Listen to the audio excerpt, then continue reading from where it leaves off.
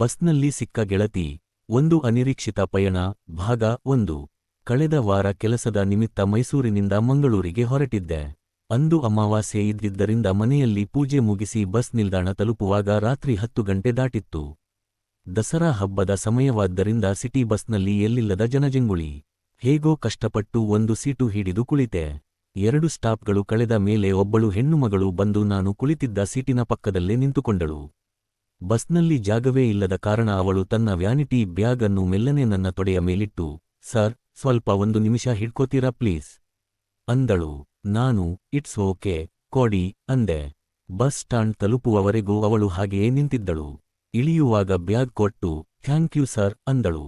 ನಾನು ticket counter ಹತ್ತಿರ ಹೋಗಿ ಮಂಗಳೂರು ಬಸ್ ಬಗ್ಗೆ ವಿಚಾರಿಸುತ್ತಿದ್ದಾಗ ಅವಳು ಕೂಡ ಅಲ್ಲೇ ಬಂದಳು. ಪರಸ್ಪರ ಮುಖ ನೋಡಿ ಒಂದು ಸಣ್ಣ ನಗು ಹಂಚಿಕೊಂಡೆವು.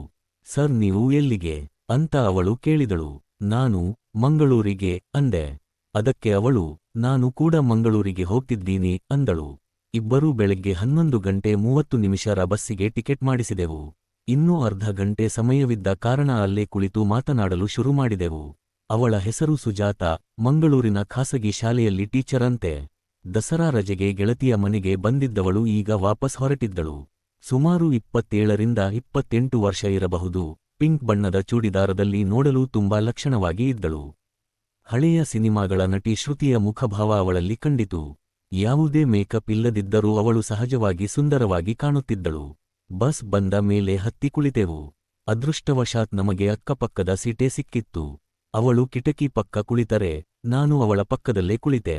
ಟೀಚರ್ ಆಗಿದ್ದರಿಂದ ಅವಳಿಗೆ ಮಾತುಗಾರಿಕೆ ಚೆನ್ನಾಗಿತ್ತು. ತನ್ನ ಶಾಲೆ, ಮನೆ ಮತ್ತು ವಿದ್ಯಾಭ್ಯಾಸದ ಬಗ್ಗೆ ಹರಟೆ ಹೊಡೆಯುತ್ತಾ ಇಬ್ಬರೂ ಕ್ಲೋಸ್ ಆದೆವು. ಸೀಟು ಸ್ವಲ್ಪ ಚಿಕ್ಕದಾಗಿದ್ದರಿಂದ ಅವಳ ತೋಳುಗಳು ಆಗಾಗ ನನಗೆ ತಾಗುತ್ತಿದ್ದವು. ನಾನು ಪಂಚೆ ಮತ್ತು ಅರ್ಧ ತೋಳಿನ ಶರ್ಟ್ನಲ್ಲಿದ್ದೆ. ಬಸ್ ಮುಂದೆ ಸಾಗುತ್ತಿದ್ದಂತೆ ನನಗೆ ಸ್ವಲ್ಪ ಬಾಯಾರಿಕೆಯಾಯಿತು. ಮೇಲಿದ್ದ ಬ್ಯಾಗ್ನಿಂದ ನೀರಿನ ಬಾಟಲಿ ತೆಗೆದುಕೊಳ್ಳಲು ಎದ್ದೆ. ಆಗ ಅವಳು, ಸರ್, ನನ್ನ ಬ್ಯಾಗ್ ಸ್ವಲ್ಪ ಕೊಡಿ, ಚಾಕೊಲೇಟ್ ಇದೆ ಅದರಲ್ಲಿ ಅಂದಳು. ನಾನು ಅವಳ ಬ್ಯಾಗ್ ಕೊಡುವಾಗ ಅವಳು ಕೈ ಎತ್ತಿದಳು.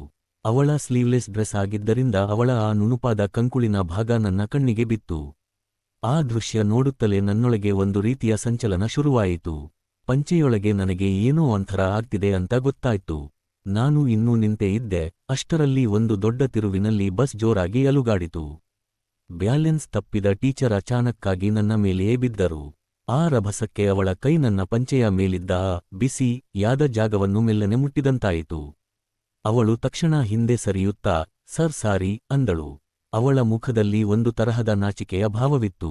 ನನಗೂ ಏನೋ ಒಂಥರ ಮುಜುಗರವಾಯಿತು. ನಾನು ಸುಮ್ಮನೆ ಕುಳಿತುಕೊಂಡೆ. ಅವಳು ಚಾಕೊಲೇಟ್ ತೆಗೆದು ನನಗೂ ಒಂದು ಕೊಟ್ಟಳು. ನಾನು ನಗುತ್ತಲೇ ಬಾಟಲಿಯನ್ನು ನನ್ನ ಕಾಲುಗಳ ಮಧ್ಯೆ ಇಟ್ಟುಕೊಂಡು ಚಾಕೊಲೇಟ್ ತಿನ್ನಲು ಶುರು ಮಾಡಿದೆ. ಅವಳು ನನ್ನ ಮುಖವನ್ನೇ ನೋಡುತ್ತಿದ್ದಳು. ಆಮೇಲೆ ನನ್ನ ತೊಡೆಗಳ ಮಧ್ಯೆ ಇದ್ದ ಬಾಟಲಿಯನ್ನು ನೋಡಿ ಪಿಸು ಧ್ವನಿಯಲ್ಲಿ ಕೇಳಿದಳು, ಏನ್ ಸರ್, ತುಂಬಾ ಹೀಟ್ ಆಗ್ತಿದೆಯಾ? ಅದಕ್ಕೆ ಬಾಟಲಿಯಲ್ಲಿ ಇಟ್ಕೊಂಡ್ರಾ ಅಂದಳು. ನಾನು, ಹೂ ಟೀಚರ್, ಜರ್ನಿ ಅಂದ್ಮೇಲೆ ಸ್ವಲ್ಪ ಹೀಟ್ ಆಗೋದು ಮಾಮೂಲಿ ಅಲ್ವಾ ಅಂದೆ. ನಾನು ಇನ್ನೂ ಸ್ವಲ್ಪ ಅವಳ ಕಡೆಗೆ ಸರಿದು ಕುಳಿತೆ. ಅವಳು ಕೂಡ ಮುಜುಗರ ಪಡದೆ ನನ್ನ ಕಡೆಗೆ ಸರಿದು ಕುಳಿತಳು. ನನ್ನ ಮೊಣಕೈ ಅವಳ ಹೊಟ್ಟೆಯ ಭಾಗಕ್ಕೆ ತಾಗುತ್ತಿತ್ತು. ನಾನು ಹಾಗೆಯೇ ಅವಳ ಕಣ್ಣುಗಳನ್ನು ನೋಡಿದೆ. ಹೀಟ್ ಆಗೋ ಥರ ಏನಾಯ್ತು ಸರ್ ಅಂತ ಅವಳು ಮತ್ತೆ ಕೇಳಿದಳು. ನಾನು ಮೆಲ್ಲಗೆ ಅಂದೆ, ಟೀಚರ್ ಬೇಜಾರ್ ಮಾಡ್ಕೋಬೇಡಿ.